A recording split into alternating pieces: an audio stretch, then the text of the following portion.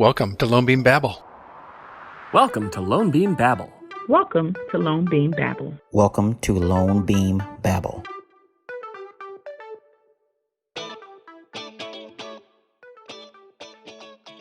Hey everyone, welcome to LoanBeam Babble, your source for everything LoanBeam. I'm Robbie Robertson. And I am Paul Sims. And in this episode of LoanBeam Babble, we'll play clips from our interview with Arthur Lee. He's an account executive here at LoanBeam. It's a really good time, a good guy. We had a lot of great conversation, and I think you'll really enjoy it. Arthur, welcome to LoanBeam Babble. We're glad to have you here. Thank you. Why don't you kick us off by telling us a little bit about your background, kind of how you came to be at LoanBeam. Oh, wow. So at least in this industry, the mortgage, on the vendor side, at least, I started off at a little company you might know called CoreLogic. I was with them for, about 12, 13 years. Just doing everything that I'm doing here at LoanBeam, plus more, but, went from the licensing team over there to the global mortgage team and was doing account management, account executive, all that fun stuff. So basically meaning having to do everything. And, but after CoreLogic, then I was recruited to Black Knight, and I was with them for about a year before getting let go. And 2019, I was unemployed for that whole time, which is crazy to think. But then had the opportunity to join LoanBeam, and here I am. So, hey, let me ask you this: what brought you? How did you gravitate towards fintech as your career path? It's funny you asked that. It was almost by accident because, after school, Long Beach State, and just pretty much just tried to find whatever I could that interests me. But then my wife, or girlfriend at the time, Susan, she said, hey, there's this company called First American CoreLogic. I don't know what they're about, but they're having a job fair. So maybe there might be something there that'll interest you. And I was like, all right, I'll give it a shot. And so I just happened to go, and it was crazy because I met the licensing team, and I must have made an impression or something because they hired me on the spot. Nice. And that pretty much hired you on the spot. Wow. Yeah. Right. And I was very surprised. And so, they sent me into this fintech world, and it's been history. So, and where did you go to school? Long Beach State. Long Beach State, man. How many years were you there? 5 years. Yeah, I'm on the 5-year plan. One more than I would have liked, but I might have been on the 7-year plan. Yeah. So, but oh man, good times there. My favorite part of any interview is when Paul goes too far into a subject. Get down that rabbit hole. Oh, we can go down. When that Paul rabbit goes, hole. when Paul asks a question, that people don't really want to answer. Like, what was your GPA, sir? Like, 2.8. Sorry. Yeah. Ooh. Oh man, way too much fun at Long Beach State. Imagine. I mean, that sounds like a good time there. Yes, it was a good time. So you've been at LoanBeam for a while now. Have I really? Yes. Actually, it seems like a long time. I know time does fly at a small company for sure. And COVID has kind of created a really mess of everything in terms of onboarding. So why don't you tell us a little bit about your time at LoanBeam? How have you enjoyed yourself? What did you find most surprising? I don't know, any of the above. Like I said, coming from such big companies, it was nice to really downsize and not be just a number, right? But I'm an actual person, and your voice is actually heard. Whereas with the larger companies, you definitely get lost in the shuffle. But for me, it's really about the people you work with and just the culture. especially when I interviewed with Jackie and, who was going to be leadership, Wes and everyone. I mean, it was just, you could tell that the culture there was very cool, and it just worked, you just have that feeling. And so that's what's important for me, is getting that relationship, solidified, because it's pretty much family away from family, right? I mean, we work together for 8+ hours a day, and to really get along with your coworkers, I think is so important. And that's what LoanBeam has been. Unfortunately, because of COVID, we can't see each other's ugly faces anymore. But at least, even at home, we make sure that we connect every day, because, I mean, just the people are so great. So Everybody at LoanBeam is fabulous. You actually, you brought up COVID. We're all obviously not in the office right now. How has COVID impacted you both professionally here at LoanBeam and personally? How are y'all dealing with COVID? Well, personally, it's kind of a challenge because, again, with being out all of 2019, I was home then as well. And so we've almost had 2 years of quarantine. That's a good point. That's a good point. It's only been 6 months for me. I'm still in the honeymoon phase, but right, exactly. Else. See, so wait till you get there. No, the kids and wife, we've all been great, and I'm not gonna lie. Every once in a while, we drive each other crazy, and you got to get away. Like I picked up running, which has been awesome, just to get away from the family for a good 30 minutes. But we've adjusted, and it's been good. Every once in a while, I had McKenna, my little one, walk in and ask me to put on Barbie's head or something during a conference call. So that was kind of fun. I'm waiting for someone to walk behind me right now. Yeah, exactly. Fingers crossed. But it's been good. But professionally, it's crazy just how much you're actually able to focus at home. As great as the office life is, you tend to really want to talk to your cohorts right then and there, because they're right there, and you can, so it kind of pulls you away from your work. But at home, I mean, you're really able to focus and get what you need to get done, and then maybe go off and help, Barbie, but then come back to it, so it's been really good. You're from California. Now you're in Texas. How is Texas compared to California? What do you think about it? And because I know I've heard some great stories from you about California, and there is an allure there for us being landlocked, trapped here on flat, hot Dallas. So true. I like that description. Yeah.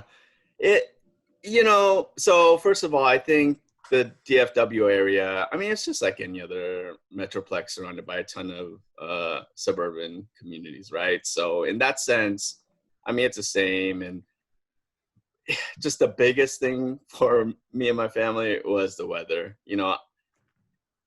Oh my goodness, the bipolarness out here. It's, I mean, just looking out at the window right now, you just see clouds rolling in, whereas earlier it was just bright blue skies, right? And so it could rain on a dime. Whereas in California, I'm not even exaggerating. Sure, there were some rainy days. It never rained in Southern California, right?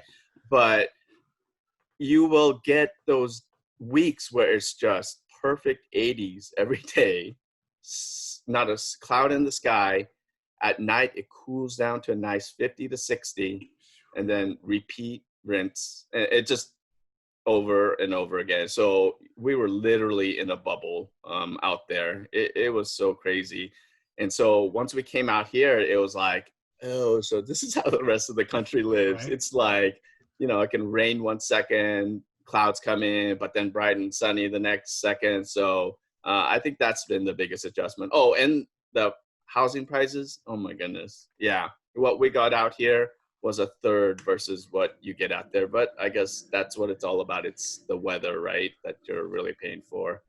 And the mount. Okay, so the list does go on longer than I thought. Here it comes. Just being able to see the mountains over on your right, and then just seeing the ocean on the left. that was crazy too. You talk about landlocked, right? Right. Paul, I just recall so many times, ditching class and going skiing early in the morning. And then by the afternoon, we come back down and we'd surf to end the day. So it was days like that you just definitely do miss. Man, that is just so, that definitely does have an allure, as I mentioned. But then you have to pay the price, both financially and, with time, the traffic out there, you can't get anywhere, right? I mean, there's a lot you have to put up with. Yes. But I don't know, it's a trade-off. I don't know. I'd like to experience that maybe just for a little while, just to see what that's like. Something like that. And so now, what's going on in California, man? There are fires. It is just like lit up. What's going on with that, man? I mean, the whole West Coast is on fire now. Yeah. It used to be California every year, but now it's Oregon, California, Washington, the whole place. Crazy. And I do remember before we left to come out to Texas, there was something known as the Laguna Hill fires that we experienced. And again, you can see the mountain and hills, but we saw the fire coming down, which is crazy. I remember at one point I had friends who lived in the hills, and their hills caught on fire, and you could see the fires coming down the hill, and the firefighters would have to come up and do a counter fire. So they'd start the fire at the bottom, the base of the hill, so that it'll go up and meet that fire and basically extinguish it in a sense. Wow. Seeing that. Yeah. I've never heard of that. You never heard of fire with fire? Yeah. Never heard that. Exactly. Yeah. You saw the firefighters and you're like, what are they doing? Like those are the arsonists, but they're actually setting the fire so that it'll go up and meet controlled the fire. Yeah. So that's pretty crazy. neat. Yeah. I read that, I don't know if the whole fire started with it, but at least one of these big fires started with a gender reveal party. Congratulations. Oh, yes. Yeah. You're right. And honestly, I think they should outlaw those parties. I mean, I don't know who's celebrating what gender their kid is. I'm sure I'm alienating some of our audience who's doing it. But they had an explosive gender reveal party, and it caught the forest on fire and started it. And it's all about trying to post it right on social media. Exactly. To make it look, oh, wow. TikTok. Let's do it responsibly, people. Come on. It's so crazy that I honestly don't understand this new fascination with it. Honestly, it's part and parcel with the fascination between naming your child a very strange name. And I just feel like that's some sort of a grab for fame of some kind. Attention. Everybody wants to be the center of attention. That's why they make blogs. Yeah. Or babbles. Yeah, exactly. That's a little self-burn there. Yeah. I like, we're very meta, making fun of people all doing it. When you point at someone, there's 3 fingers pointing back at you. Got to remember that. All right. So let's switch gears here for a second. Something a little less fun. Maybe, what is something that you most worry about? What's something that keeps you up at night? That's a good question.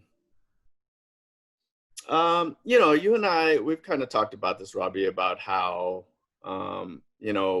we're total family men now. And, now it's so much about the kids, right? And, especially having a daughter, it's just being a guy. I know, once that dating round comes around, and oh my gosh, I actually lose sleep about that. I'm just dreading the day. So every day, my daughter will ask, "Oh, so when can I start dating daddy?" And I'm like, don't even mention that. How old is your daughter now, Arthur? She is gonna turn 8 here in a month, and so. Oh, really? I have an 18-year-old myself. But she's like 30 already, and so that's what I tell her. I tell her, "Oh, you can date when you're 30," and she's like, "Okay," and then I'm like, "Okay, you said it. Can you please talk into this mic so we can record that?" So, they prick your finger when you put it right. Yeah, exactly. But you know, nothing really. I mean, in terms of worrying, I think just especially, you know, recently I've gone back to God in church. And so just, I think praying about everything gives you that ease, knowing that, you know, it's in his hands. So it's been good. Money is no object. What do you do with your life, you know, productive, that is now that you don't have to worry about money? For me, it's, gosh, you know, food has been such a big influence in my life. That sounds so funny. No, but you know, with my parents owning restaurants and stuff, Wait, and what? so Your parents yeah, own so restaurants? yeah, they own like Korean restaurants back in California, and so I have some of that Korean restaurant genes or blood in me, and so Really? um, I would like to open up just like a little shop and just feed people. I mean, that's like actually my goal at some point. You know, after I don't know, 10 years, fingers crossed, after LoanBeam or something. You know, open up a little Korean food place and you know expose the community to Korean food. And even beyond that, like I just see so many opportunities to like reach out to the community with a restaurant like that. You know, especially when it comes to like the homeless. And gosh, Susan was a teacher for about 10 years back in California, and she used to work in a lower income area. Mm-hmm. It's crazy how many kids got sent to school like It is. starving. It And is. Susan, you know, she would at the time buy, you know, breakfast and maybe even some lunches for some of the kids because Mhm. man, school is the last thing on their mind. And to have just wanting to eat something, it's stuff like that, hearing stuff like that, watching stuff like that, experiencing it. You know, hopefully if I do own a little restaurant, and again, money isn't a big issue, which is sad to say, you know, it shouldn't be like that. I'll still do it, but you know, to reach out to the community and provide food to the homeless, and I mean, even like some type of program where no kid goes hungry, type of program to participate in that. I think that would be, you know, awesome. So. Yeah, my wife actually there's a program here. I think it's Fishes and Loaves, but she Okay. does a program near here that it's meant for those children that are getting free lunches to support them during the summer months. And they kind of go around bringing sack lunches around to the home, and it's really no barrier, just like how many people in the house, and give them a bunch of bags, and you know, kind of no questions asked. So yeah, I mean, we really forget how many people are kind of around the country living well below the poverty line, and sometimes it's hard to even put a meal to get on that plate. Yeah. And You know, not just, yeah, because we did some stuff at church where we packed to send off to Africa for new manna and to feed them. But you're right, we forget about even within our own communities, their kids are starving, and you know, we got to do our part to make sure they're fed.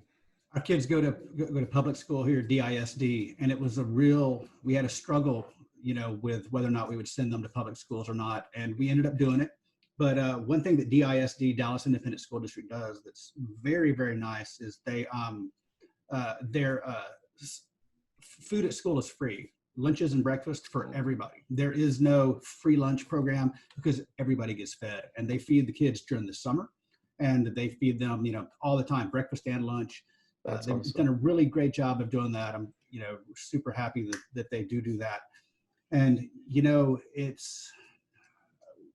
we're doing remote learning right now with the girls, and there have been, you know, calls and Zoom meetings with all the parents, and people are asking questions about how's it going to work? What are we going to do? This and that. And you realize that you know, there are people who are in very different circumstances than us. And so we're like, hey, how's this going to work for us? And how does this affect us? And it's people who don't have computers or Wi-Fi or anything like that, and the district has to provide everything for them. And so it's kind of like, we're just going to sit back and shut up about this because we are in a position to, we don't have problems that some folks have. Yeah, like this Zoom call's running slow. It's just first world problems, isn't it?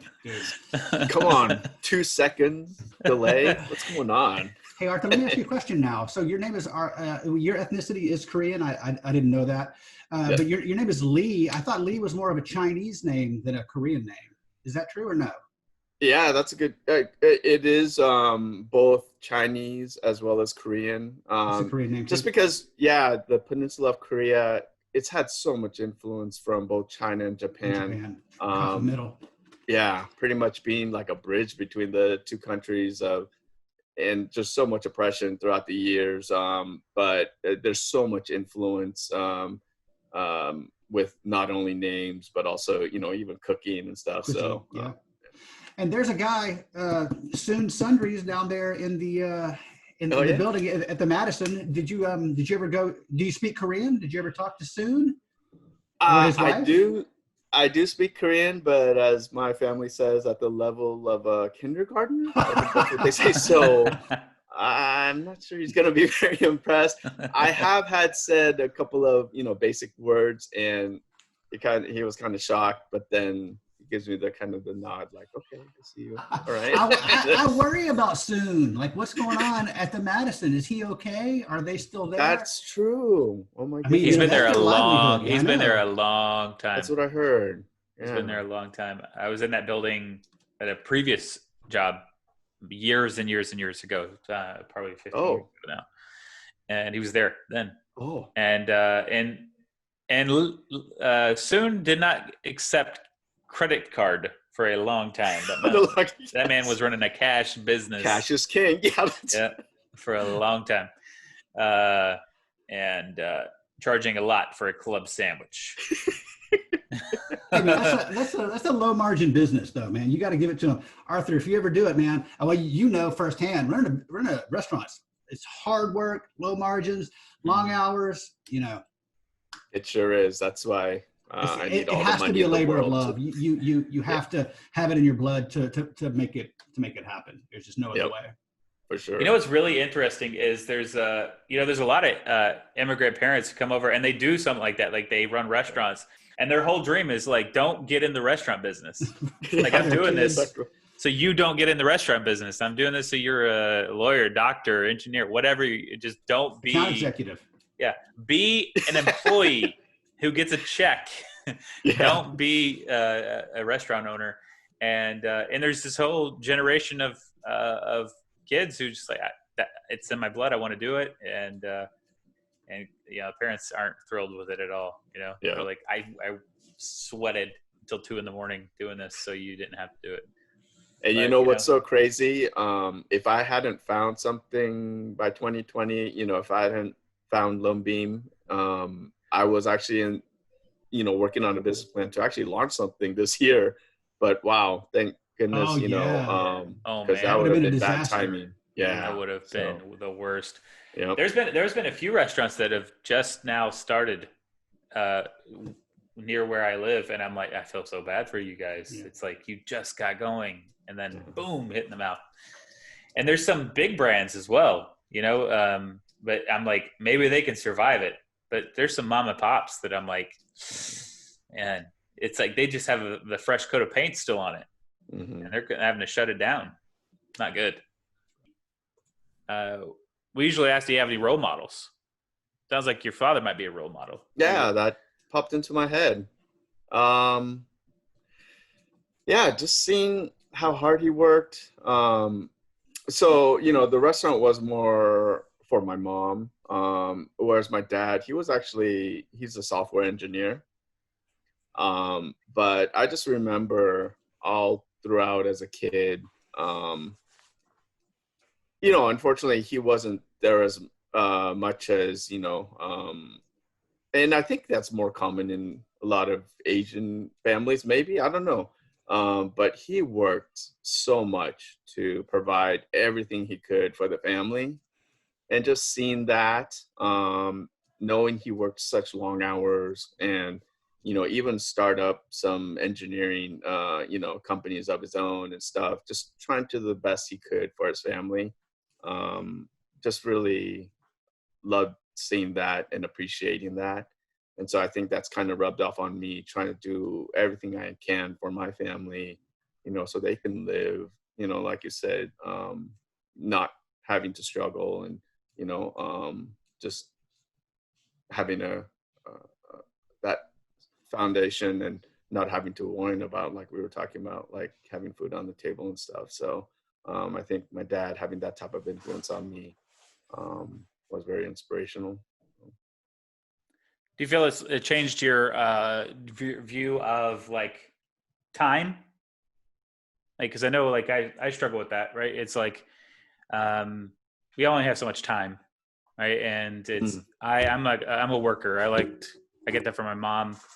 I'll put in the hours all the time, right? If you let me, I'll work 14 hours a day. I have a wife who doesn't like that. She does a good job of kind of keeping me grounded. She understands that's what I want to do, and she does that. But I think she does a good job of kind of saying, "Hey, like it'll be there tomorrow," right? So it's helped me have a lot deeper perspective on time and that whole idea of like it's going to be there tomorrow. I don't need to look at it tonight. But your dad being working and kind of giving it 110% all the time. Has that changed your mindset of the way you raise your kids and how present you are with them? Can you speak to that? Yeah, that's a great point, because you're right. Seeing that was one thing though that I took away, where I didn't want to do, in that I wanted to be there more for the family. So you're right. It was a mixture of taking both that work ethic of putting in the time, but at the same time, you're right, taking a break because that work's going to be there, and spending it with family, because that is, as we all know, being family men, definitely the most important thing, right? So having that work balance, like you had mentioned, working from home has been great, because you're right, that balance is even more, because having quick access to the kids, no longer commuting for 2 hours a day, both back and forth to work, and it's been really good. Yeah, it's nice. My son will go, like in the middle of the day, he'll like go, "Hey, can we play soccer?" In the house and dribble around, and I'm like, yeah, 10 minutes, we can do that. Yeah. and that fills him up and fills me up. And it's nice to be able to have those little touches. So that's the kind of pleasant thing that's kind of grown out of this crisis, is I think more personal touches with the people that are closest to you. Yep. All right, guys. With that then, I think we will say goodbye to Arthur. Arthur, I appreciate you coming on and joining us this month for LoanBeam Babble. Thanks, guys. It was a pleasure and a lot of fun. Thanks. Bye. Bye. Okay, everyone. That was Arthur Lee. I really enjoyed my time with Arthur Lee. I really wish I could put the entire interview in, but honestly, it's just too long. We talked to him too long, Paul. We did. And we'll probably cut out the best parts. So sorry. We probably did. Honestly, the best parts always end up on the cutting room floor. Why? Because they're too little too risque. Right. Exactly. The wide consuming audience. Exactly. But I enjoyed it. I hope you did too. Absolutely.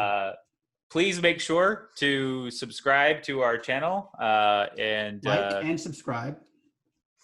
And maybe the bell. I don't know. There's the bell. I hear a lot of things about the bell. Hit that bell just repeatedly. Mash it as hard as your little mouse will go. Yeah. So you can be up to speed on the next LoanBeam Babble episode. For now, though, I'm Robbie Robertson. I'm Paul Sims. We'll see y'all next time.